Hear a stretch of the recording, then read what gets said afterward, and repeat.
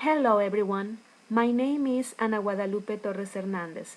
I am an English teacher at Universidad Veracruzana in Mexico, and on behalf of my colleagues Alejandro Vera Pedroza and Isaí Guevara Bazán, I'm very glad to present this paper entitled Voice Recordings as a Resource to Increase Oral Production.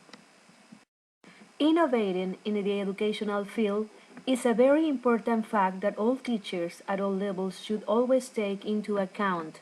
Within our work in education, we have to search and research different types of innovative ways to present and transmit knowledge to our students, as well as different strategies that might help them get the tools they need for a significant learning and a permanent self-education.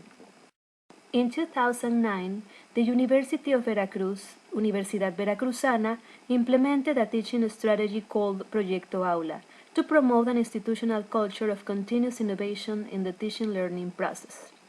Teachers from the different language centers of the university, including the language center located in Poza Rica, Mexico, elaborated innovative instructional designs mainly based in 3 complex tasks, one design for each language syllabus. Most of these designs were applied in different language courses, and their results have been published in different forums and conferences. All of them suggest positive conclusions regarding students' acquisitions of the 4 language skills, and some of them highlight positive results in students' oral production when the task included oral presentations in front of the class. But the need for more oral practice opportunities within the tasks has also been regarded, which is why we decided to elaborate the new instructional design based in 10 mini-projects. For the evaluation of the new task-based instructional design, we considered the action research methodology, which is an investigation strategy that begins from the very detection of a concrete educational problem that needs to be solved with a pedagogical treatment as a way to collect data that must be proved through an experimental form and consequently conduct to the transformation of an educational reality. According to Vizquerra, action research is given through a systematic process that includes the next steps: problem detection, diagnosis, design of the intervention proposal, application of the intervention, and evaluation. In our study, after detecting the low oral production in our university students, we started the design of the mini-projects methodology, which is briefly described below. Project 1, an introducing yourself activity. Project 2, a messy room description. Project 3, the introduction of a friend. Project 4, the physical description and clothes worn by 3 friends in a picture. Project 5, the activities some famous people are doing at the moment of speaking. Project 6, the daily routine of 3 outstanding classmates. Project 7, their house description. Project 8, their own career description. Project 9, their eating habits. Project 10, their home abilities. After finishing the mini-project's design, we selected a group of university students enrolled in Level 1 of the English as a Foreign Language course during the February-August 2013 semester, attending a face-to-face class that started at 12 noon and finished at 1:30 p.m. from Monday to Thursday. As a diagnosis, the students took a pre-test evaluation consisting of an oral interview in order to detect those with a low oral production and dismiss the ones who showed the high level of performance in the speaking ability. Then, we proceeded with implementation of the mini-projects methodology. In each project, students had to use information about themselves or other people according to the subjects they have learned in class, to write a short paragraph describing real-life situations. Once the paragraph was written, they had to voice record it and send it to the teacher. After that, a post-test oral evaluation was carried out at the end of the course. It consisted of 3 parts. Part 1, personal information. Part 2, individual questions. And Part 3, a role play. Finally, students attended a single focus group session at the end of the course to share their opinions on the experience of learning English through a task-based methodology.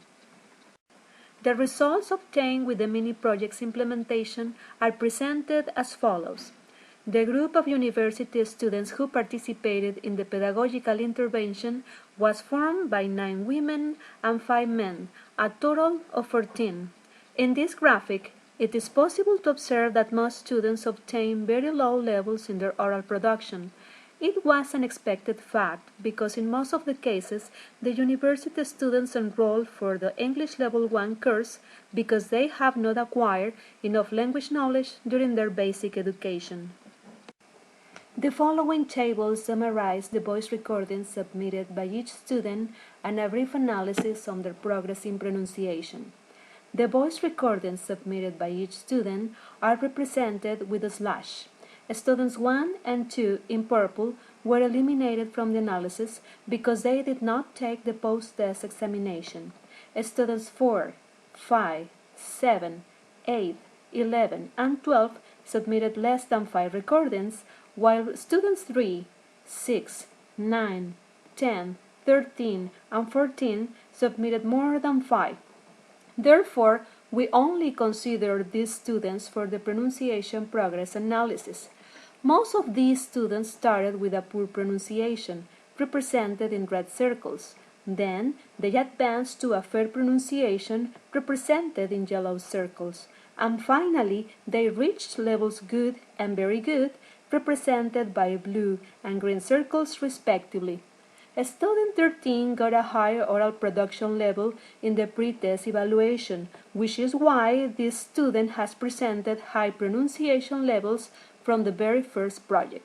So, we have eliminated the result obtained by this student in the post-test final results. Now, let's continue with the post-test oral production results. The graphic shows a comparative analysis between the results obtained by students with more than 5 recordings, represented with a blue line, and the results obtained by students with less than 5 recordings, represented with a red line. Remember that students 1, 2, and 13 were eliminated from this analysis. As you can see, students with more than 5 voice recordings obtained performance levels fluctuating between good and excellent. On the other hand, students with less than 5 recordings obtained performance levels fluctuating between very good and poor. So, this analysis suggests that students who made more than 5 voice recordings obtained better results than students who carried out less than 5. Right after the post-test, students gave their opinions about their experience on working with a task or project-based methodology during an interview in a focus group session. Their opinions were all positive, and they concluded that the voice recording strategy was a great support in the development of the speaking skill, because it provided more oral practice opportunities. In any field of education, implementing a new teaching learning methodology implies a huge inversion of time and exertion. It also implies breaking on paradigms and innumerable successes and failures. Nevertheless, when real vocation exists, it is possible to do all of it, so that we can help our students to get a significant, permanent, and autonomous learning by teaching them in class and provide them with tools that support them to seek the knowledge by themselves, going beyond the school syllabuses. In language learning, it is necessary to keep experimenting with different strategies or methodologies according to our students' necessities. It is also important the analysis of the development in the rest of the language skills, writing, listening, and reading. So, we recommend continuing the redesign and implementing of the task-based methodologies, and we always welcome new ideas and suggestions. Thank you very much, and greetings from Mexico.